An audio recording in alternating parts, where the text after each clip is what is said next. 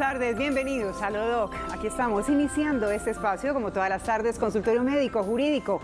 Pero hoy, precisamente, vamos a hablar de un tema que seguramente les interesa a muchas personas que nos ven, y es la insolvencia económica. Un tema que viene muy a cuento y sobre todo por la situación que vivimos. Hay personas que se quedaron sin trabajo y que les está costando pagar sus deudas. Pues hay un proceso precisamente en el que se pueden negociar esas deudas, y hoy lo vamos a entender con una especialista. Ella es Beatriz Arango Nieto, especialista en insolvencia económica, y con ella vamos a conversar un poquito para que ustedes resuelvan esas inquietudes que tienen. La invitación, como siempre, para que nos llamen al 268-6033 y nos manifiesten esas inquietudes que podemos resolver en esta tarde. También a través de redes sociales, @telemedellín, con el numeral Lodoc, resolvemos más preguntas. Bienvenidos a este espacio.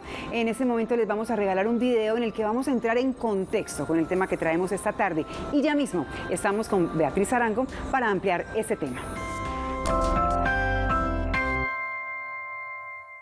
El procedimiento de insolvencia de persona natural no comerciante está previsto para las personas que no desarrollen actividades mercantiles de manera habitual y genera la opción de condonar intereses y rebajar capital. El trámite de insolvencia económica de persona natural no comerciante tiene distintas etapas o distintos momentos. Lo primero que tenemos que tener en cuenta es que se tienen dos posibles resultados. El primero es un acuerdo de pago. El segundo es la liquidación patrimonial. ¿De qué dependerá tener la opción 1 o la opción 2? De la situación económica y de las posibilidades que se presenten en la mesa de negociación. El proceso de insolvencia es una gran ayuda para quienes desean estabilizar su situación financiera y poder realizar sus pagos en un periodo sin intereses y acorde a su nueva situación económica. Este proceso puede levantar embargos y detener remates judiciales, evitando que las personas pierdan sus bienes. Estoy segura que muchas personas en casa este tema les hizo clic, porque seguramente se están viviendo momentos en los que hay insolvencia económica, y ahí entramos precisamente a analizar ese tema que tenemos hoy, que es el proceso de negociación de deuda. Así que vamos a darle la bienvenida a la doctora Beatriz Arango Nieto, abogada especialista precisamente en el tema que planteamos esta tarde. Beatriz, bienvenida y gracias por estar aquí.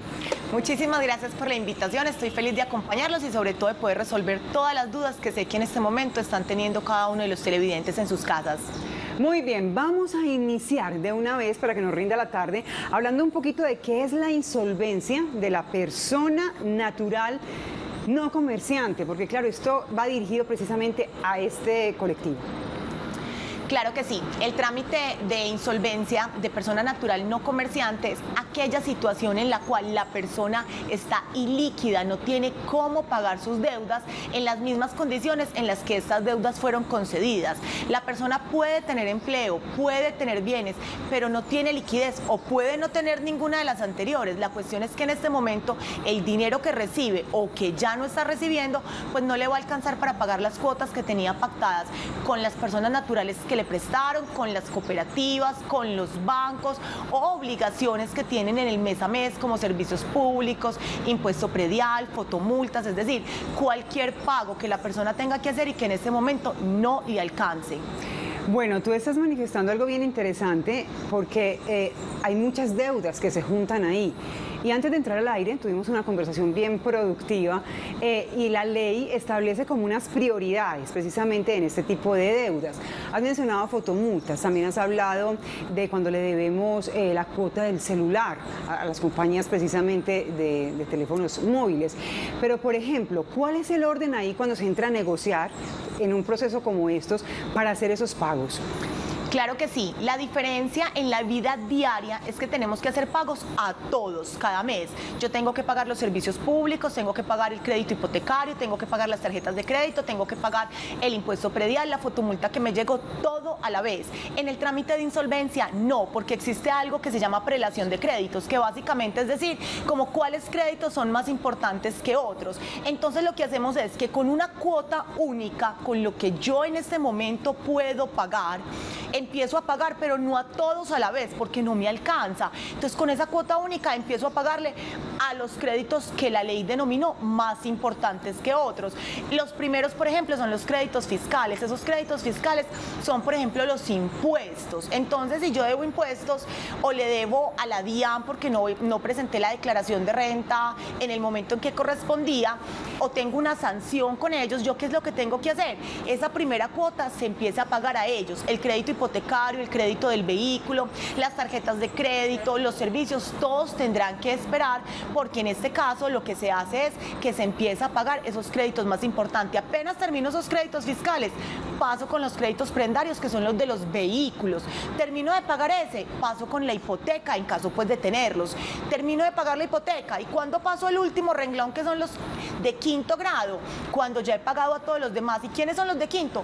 Tarjetas de crédito, créditos de libre inversión, créditos rotativos, todas letras, toda clase de crédito que no sea ni para vivienda ni para vehículo. Entonces, estos últimos créditos tienen que esperar a que yo le pague a los que están de primero. Sí, esa es la ventaja del proceso. Por eso es que es tan importante, porque ya no tengo que pagarles a todos a la vez, porque no me alcanza, sino en un orden, de manera tal que el dinero con el que cuento me alcance para pagarle a todos. Bien, Beatriz, las personas nos dejan sus inquietudes, nosotros también planteamos los temas a través de redes sociales, y precisamente tenemos una pregunta que nos deja un televidente y nos dice: ¿cuántas veces se puede declarar en insolvencia a una persona? Bueno, la norma nos hace relación dependiendo de cuál ha sido el resultado. Si yo me fui a una liquidación patrimonial, 10 años después de esta liquidación. Si yo me fui a un acuerdo de pago, 5 años después.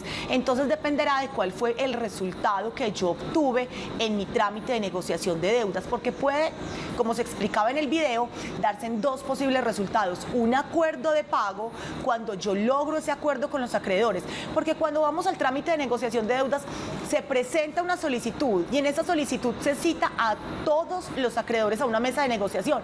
Entonces va a que se le pagan los servicios públicos, va el crédito del banco, el hipotecario, van las tarjetas de crédito, va el municipio si estamos debiendo impuestos, van cada uno de estos acreedores a la mesa de negociación a escuchar la propuesta, a debatirla, a hacer contrapropuestas basándose en la situación que ya la persona explicó. Mi situación cambió por esto, mis recursos ahora son estos.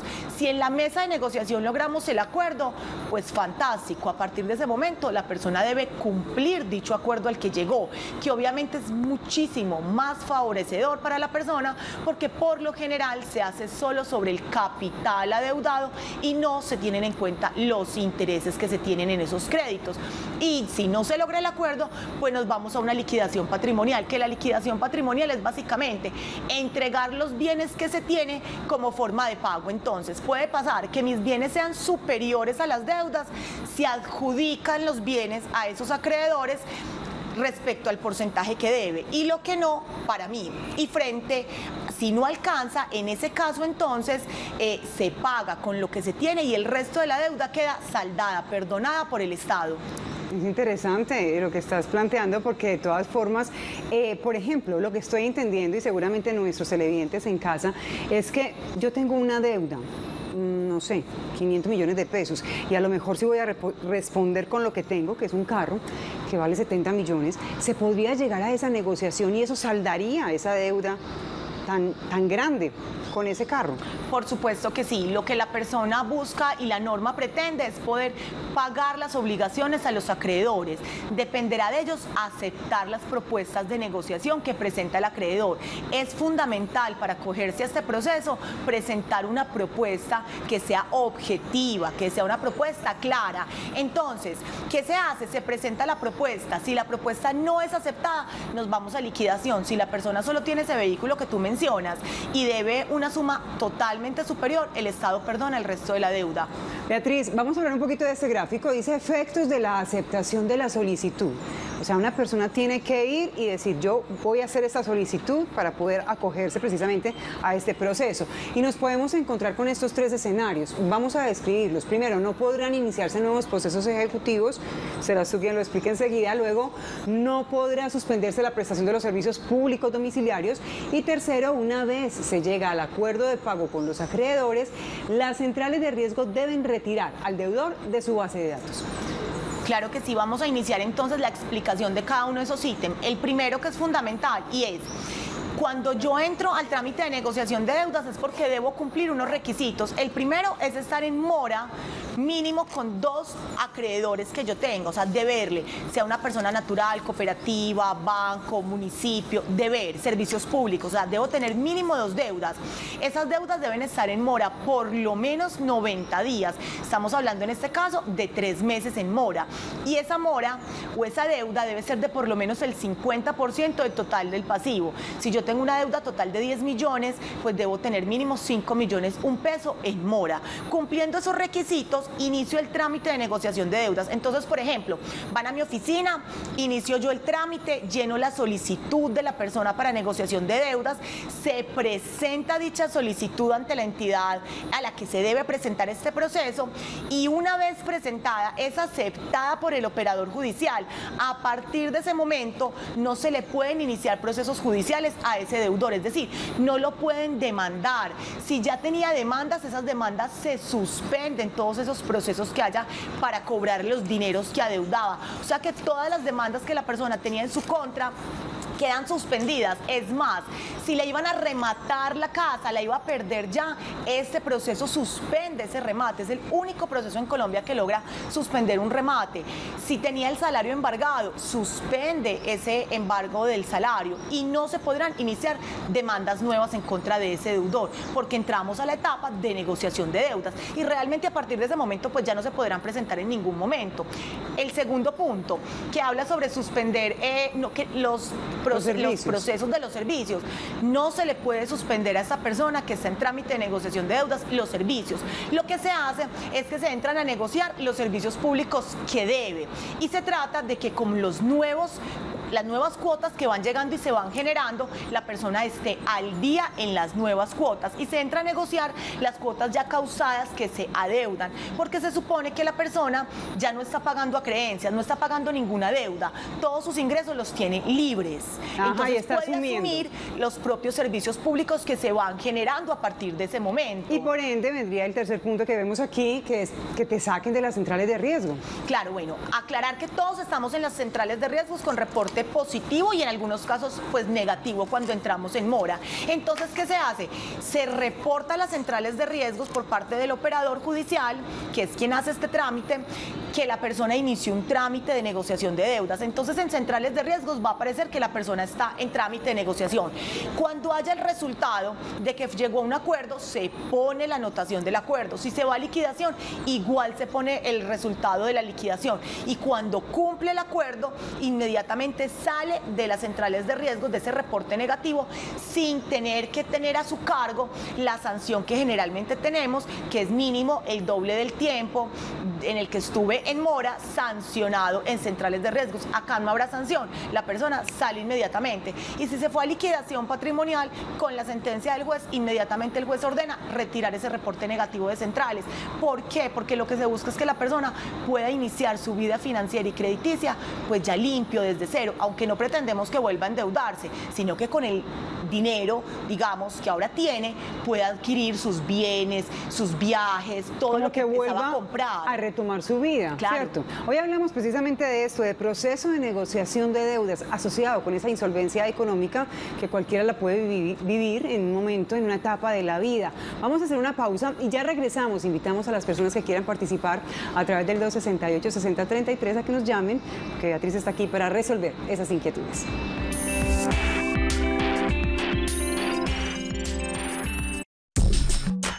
Estás viendo Aló Doc.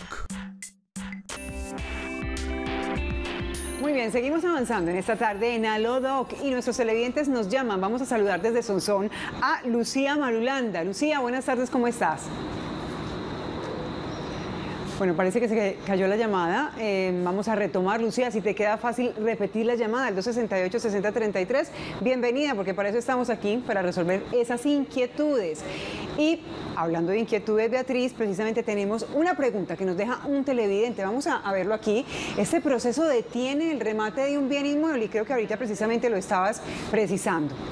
Claro que sí. Cuando se registra o se presenta la solicitud de negociación de deudas, esa presentación, cuando el operador judicial acepta el trámite, es decir, lo admite, inmediatamente notifica a todos los juzgados en los cuales haya procesos en contra del deudor, donde ¿qué le manifiesta el juez? Le está diciendo, señor juez, no más, quietico con el proceso, déjelo hasta ahí, no siga actuando en el proceso. Si el inmueble iba para remate, ya había oferentes, ya tenían fecha de remate, no importa, absolutamente el expediente va a quedar guardado en el juzgado porque el juez no puede continuar con dicho trámite, debe dejar el expediente totalmente quieto. Y si ya había realizado actuaciones y no le había llegado la notificación, serán declaradas nulas. Bien, vamos a retomar entonces con nuestra televidente desde Sonsón, que se ha comunicado nuevamente. Lucía, buenas tardes, bienvenida. Tardes, los escucho. Ah, qué maravilla. ¿Cuál es la pregunta que tienes para nosotros? Qué casualidad que iba pasando el televisor y me encontré con este programa que me interesa mucho. Ah, muy bien. Mi pregunta es, yo trabajo, yo gano un sueldo, ¿cierto? Pero estoy totalmente copada de deudas, tanto en los bancos como con particulares.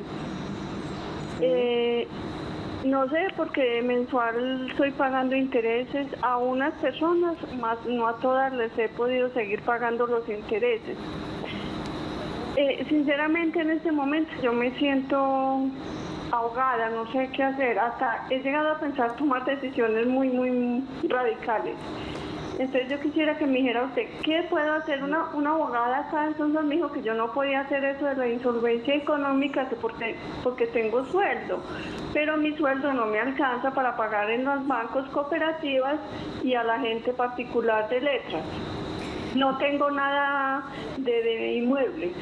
Muy bien, Lucía, está yo creo que clara la pregunta que nos deja con respecto a lo que dice de decisiones drásticas, tranquila, porque la vida siempre ofrece oportunidades y qué bueno que hayas pasado por ahí y estés viendo este programa y este espacio, porque seguramente Beatriz tiene una respuesta para la pregunta y la inquietud que tienes esta tarde.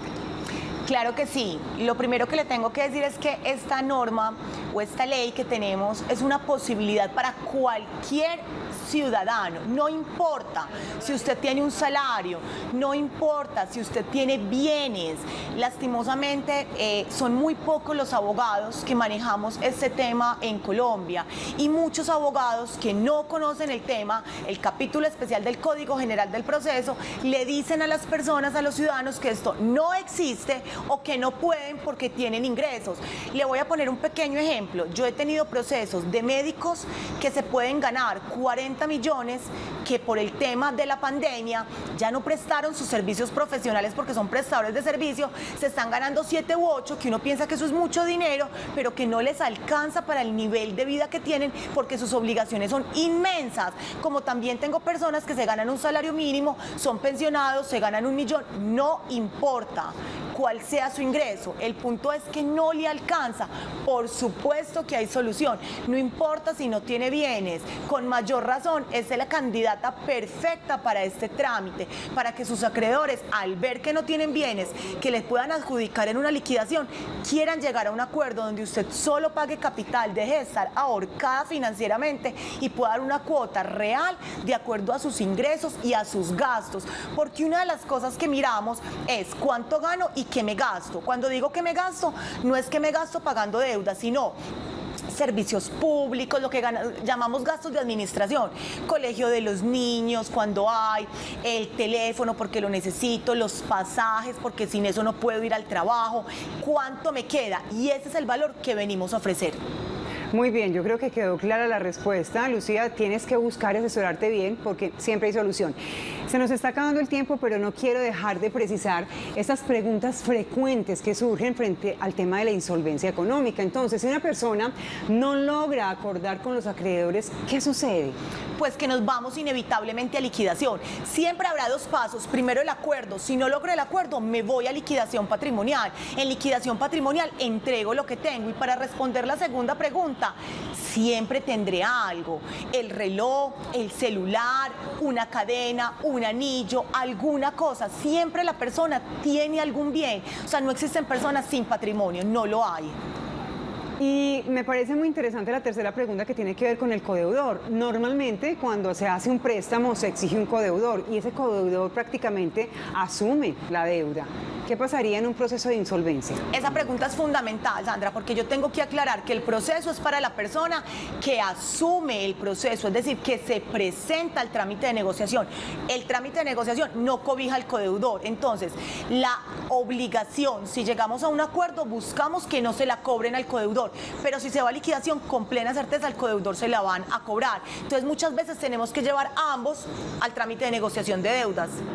Perfecto, o sea, este proceso realmente hay que hacerlo por partida doble, por decirlo de alguna forma, o sea, el deudor como tal y el codeudor, para que no se vea de pronto, o sea, puede ser que ese el deudor entre en el proceso, termine pagando, termine haciendo un acuerdo o termine pagando y resuelva su situación, pero el codeudor quedaría con la deuda si no hace también este proceso de insolvencia. Así es. Así que ahí está el mensaje, creo que me ha quedado claro.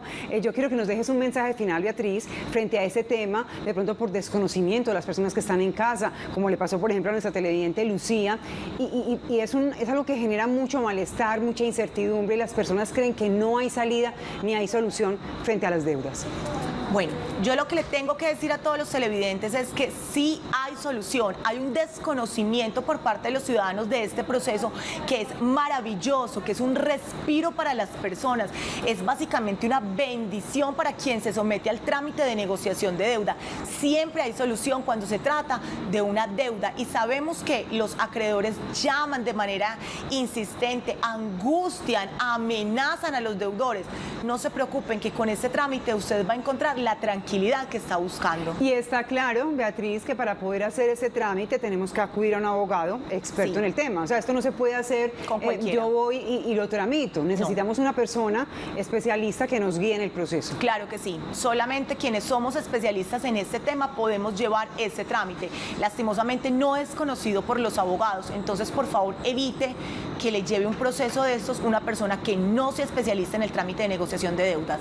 Muy bien, ella es Beatriz Arango Nieto. Agradecemos su presencia hoy aquí en Alodoc. Recuerda que siempre estás bienvenida. Creo que esos temas son muy importantes para la gente y tratamos de llevarlo de la manera en que lo entendamos todo, de una manera clara y precisa, y yo creo que hemos logrado el objetivo. Beatriz, siempre bienvenida.